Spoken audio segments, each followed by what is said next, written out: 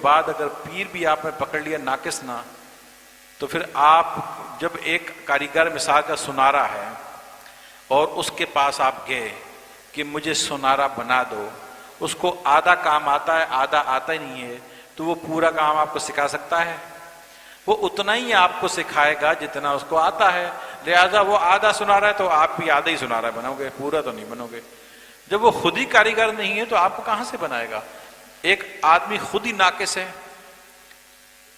ظاہر میں ناقص ہے یا باطن میں ناقص ہے؟ مثال کے طور پر ظاہر میں اس کا امامہ نہیں ہے، اب جب پیری کا امامہ نہیں تو مرید کیوں مانے گا؟ کیونکہ مرید تو فنا ہوگا اپنے پیر میں، کہے گا ساڈے پیر دی کی گل ہے، جب فنا ہوگا پیر دی ٹوپی بڑی شکتی اور ٹوپی پہنے گا، ٹوپی پہنتا نا ٹوپی پہنے گا، اور پیر کا ہوگا امامہ، بولا یار میرا پیر کا امامہ کتنا خوبصورت ہے، میں ہی باندھوں گا، وہ بھی امامہ باندھے گا۔ پیر کی ہوں گی زلفیں تو وہ بھی رکھے گا، پیر کا لباس سنت مطابق ہے وہ بھی رکھے گا، پیر ٹخنوں سے پائنچے اوپر رکھے گا تو وہ بھی رکھے گا، پیر کی جو ادائیں سنتیں جو معاملات ہیں وہ وہی مرید نے اپنانی ہے، جو کاریگر وہی شاگرد۔ یہ تو ہو گیا ظاہری معاملہ، اب ہو گیا باطنی معاملہ۔ اب باطن کے اندر وہ اللہ سے واصل ہی نہیں ہے، اندر بغض بھرا ہوا ہے، بخل بھرا ہوا ہے، ریاکاریاں بھری ہوئی ہیں، دل پراگندہ ہے، بس لڑائیاں ہیں، جھگڑے ہیں، جھوٹ ہے، غیبتیں ہیں، اور پتہ نہیں کیا کیا بھرا ہوا ہے۔ اور جب مرشد کے دل میں یہ بھرا ہوا تو مرید کے دل میں کیا ڈالے گا؟ مرید کے دل میں کیا ڈالے گا؟ اس کا دل خود مردہ ہے، جس کا دل خود مردہ ہے، جس کا دل خود مردہ ہے تو دوسرے کے دل کو زندہ کیا کرے گا؟ میں تو آپ کو پہلے بھی یہ بات کہی ہے کہ مرشد کامل جو ہے، کامل مرشد جو ہے، آج آپ کے اس کی پہچان بتا دوں کہ قرآن کے حوالے سے، کیونکہ یہ بات اسی میں اس کو سمجھانے کے لیے یہ نقطہ اس لیے میں اس نقطے کو سمجھانے کے لیے یہ بات بتانی ضروری ہے، تب آپ کی سمجھ میں آئے گی۔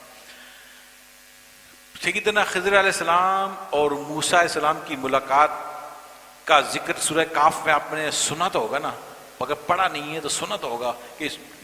موسیٰ علیہ السلام خضر علیہ السلام سے ملاقات کرنے کے لیے گئے تھے۔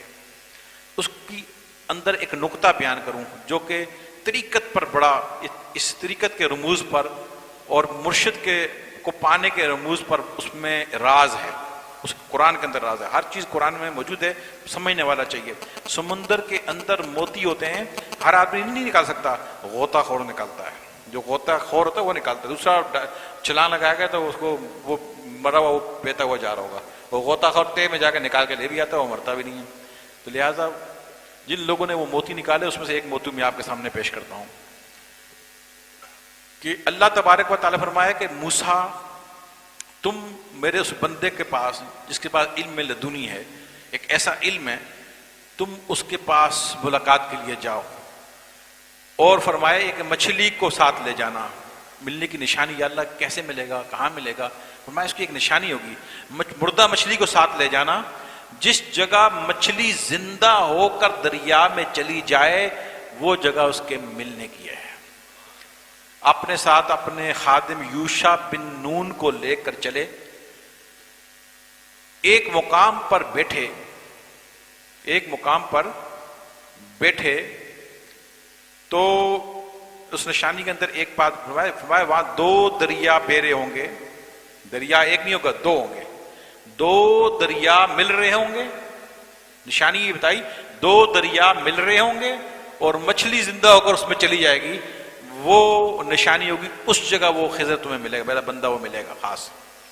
آپ جا کے ایک جگہ پڑاؤ لگایا، کہا کہ یوشع بھوک بہت لگی ہے، وہ مچھلی لا بھون کے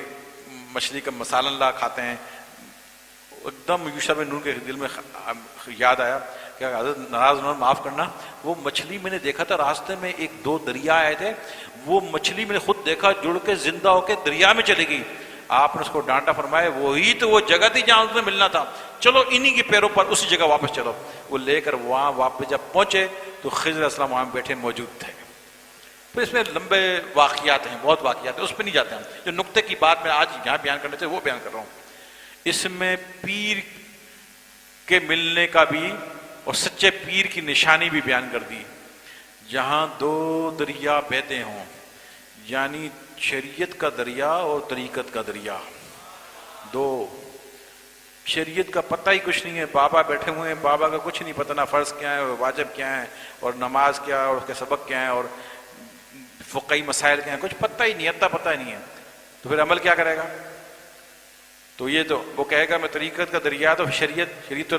شریعت کا دریا اور طریقت کا دریا کیا ہے؟